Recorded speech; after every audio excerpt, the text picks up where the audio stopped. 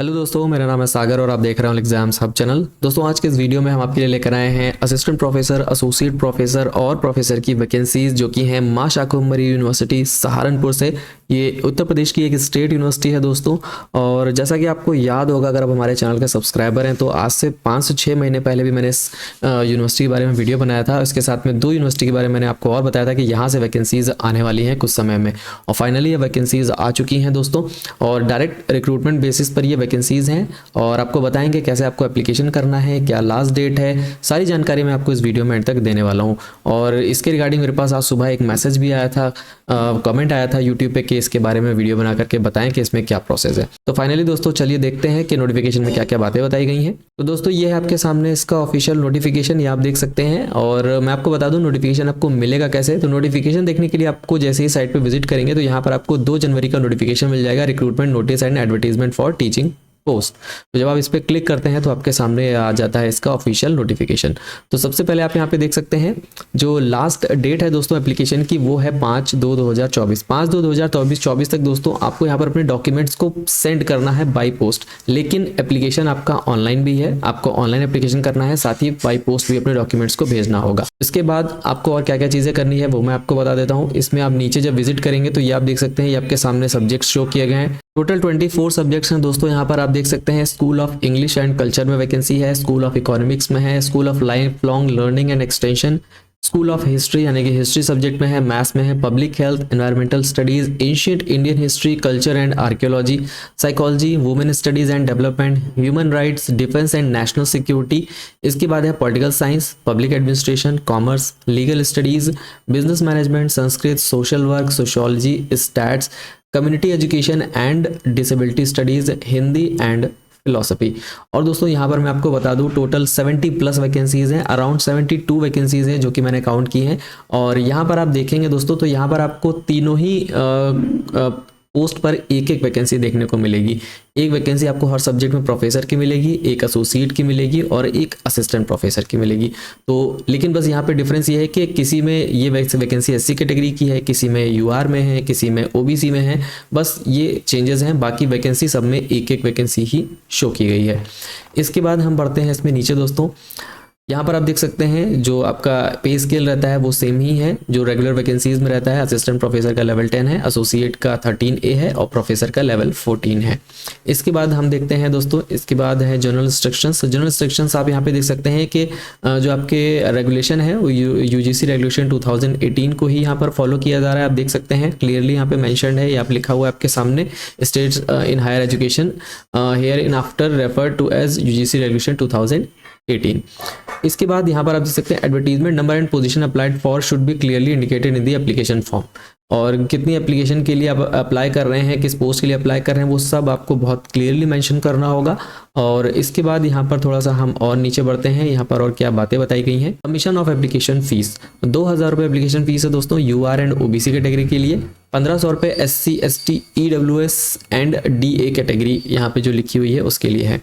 Category for each position application will be paid through RTGS, NEFT और IMPS। इन 3 method के through ही आपको fees जो है वो पे करनी होगी। यहाँ पर बैंक अकाउंट नंबर दिया हुआ है, IFSC दिया हुआ है एंड 5th कैरेक्टर इज 0। यहाँ पर इन्होंने मेंशन किया है जो ये लिखा है BARB, ये 0 है बीच में, ओ नहीं है दोस्तों, BARB 0 HAKIKT। तो इन्होंने यहाँ पे ब्रैकेट में इसीलिए इसको मेंशन कर दिया है। इसके बाद यहाँ पर आप देखेंगे यहाँ पर कुछ चीजें और लिखी हुई हैं। रूल्स को जरूर से आप दोस्तों पढ़ लें। The name of the post and school must be on top of the envelope. तो जब आप एनवलप में अपने फॉर्म को रखेंगे, अपने सभी असिस्टेड सेल्फ अटेस्टेड डॉक्यूमेंट्स को रखेंगे, ठीक है, तो यहाँ पर उसको पैक करने के बाद आपको उस पर अपनी पोस्ट और किस डिपार्टमेंट में आप एप्लीकेशन कर रहे हैं वो भी मेंशन करना होगा। एंड सेपरेट एप्लीकेशन आप यहाँ पर कर सकते हैं और उसके लिए आपको अलग अलग फीस भी पे करनी पड़ेगी, ठीक।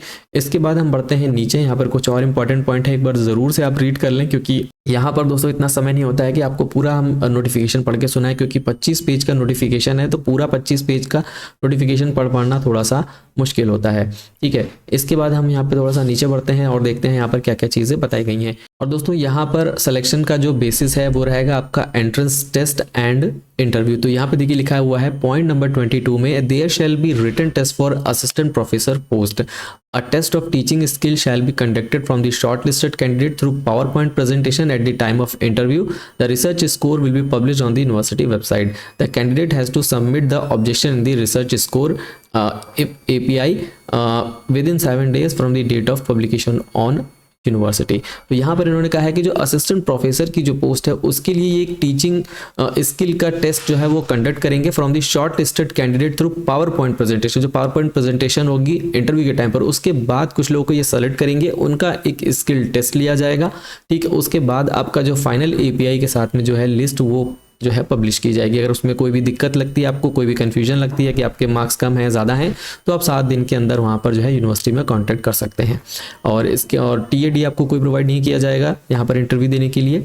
और इसके बाद हम थोड़ा सा और नीचे बढ़ते हैं ये, और इसमें क्या बातें बताई गई हैं दोस्तों। And the candidate selected shall be appointed under a written contract on probation period of 1 year extendable by 1 more year if required as prescribed by the ordinances of university। तो यहाँ पर जो लोग अपॉइंट होंगे उनका कम से कम 1 साल का प्रोबेशन पीरियड होगा, जिसको बाद में एक्सटेंड भी किया जा सकता है, वो आपके परफॉर्मेंस के बेस पर होगा, ठीक है। इसके बाद the candidate selected for appointment expected to join within 3 months from the date of announcement of result. Result आने के 3 महीने के अंदर आपको वहाँ पे ज्वाइनिंग लेनी ही पड़ेगी, ये इनकी कंडीशन है, यहाँ पे पॉइंट नंबर 27 में लिखा हुआ है। इसके बाद यहाँ पर ये कुछ पॉइंट्स और हैं दोस्तों, हो सकता है मुझसे कुछ इंपॉर्टेंट पॉइंट मिस हो जाएं या मिस हो गए हो, तो एक बार सारे पॉइंट्स को आप रीड ज़रूर कर लीजिएगा, नहीं तो बाद में आपके लिए प्रॉब्लम हो सकती है, ठीक है। इसके बाद हम बढ़ते हैं नीचे। अब हम सारे पॉइंट्स को यहाँ पर नहीं पढ़ रहे हैं। इंपॉर्टेंट इंस्ट्रक्शन देख लीजिए। लास्ट डेट जो है ऑनलाइन फॉर्म सबमिशन की वो है 31 जनवरी 2024। इसके बाद आप देख रहे हैं यहाँ पे डॉक्यूमेंट्स को आपको सेल्फ अटेस्ट करके भेजना है। रजिस्ट्रार माशा कमरी यूनिवर्सिटी सहारनपुर यूपी, और ये आपके सामने पिन कोड है। थ्रू रजिस्टर्ड पोस्ट या फिर स्पीड पोस्ट के थ्रू ही आपको भेजना है। 5 फरवरी 2024 शाम 5 बजे से पहले पहुंच जाने चाहिए, ठीक है। और कैंडिडेट को मेंशन करना होगा अपना name of post and school on the envelope. तो ये दोनों चीज़ बहुत इंपॉर्टेंट है एनवलप के ऊपर लिखना। इसके बाद यहाँ पर आप देख सकते हैं कि क्या क्या चीज़ें आपको लगानी है। 2 self addressed envelope, 2 self address envelope जो कि साइज होगा 20 by 8 centimetre have to be annexed with the application form.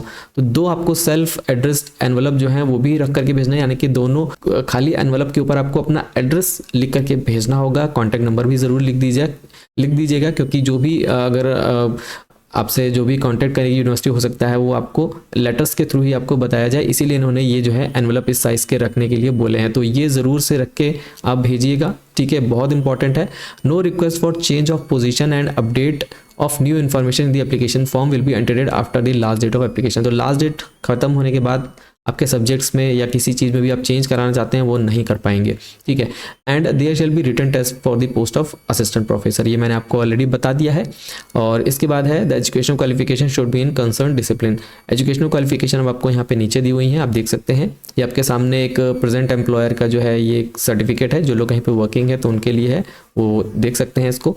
Then इसके बाद आप देखेंगे faculty recruitment eligibility for professor. तो प्रोफेसर के लिए आप जानते हैं कि पीएचडी चाहिए होता है, 120 आपका एटलीस्ट रिसर्च स्कोर होना चाहिए एज पर यूजीसी रेगुलेशन 2018, साथ ही 10 ईयर्स का टीचिंग एक्सपीरियंस आपका यूनिवर्सिटी कॉलेज में होना चाहिए, ठीक। और इसके बाद यहाँ पर आपको अलग अलग सब्जेक्ट के बेसिस पर यहाँ पर जो है क्वालिफिकेशन दी गई है, तो ये आप अपने सब्जेक्ट के अकॉर्डिंग चेकआउट कर सकते हैं।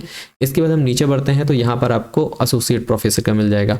एसोसिएट प्रोफेसर में भी सेम है, पीएचडी होना चाहिए, मास्टर्स आपका एटलीस्ट 55% मार्क्स के साथ, रिसर्च स्कोर आपका एटलीस्ट 75 और साथ ही 8 साल का टीचिंग एक्सपीरियंस आपके पास होना चाहिए।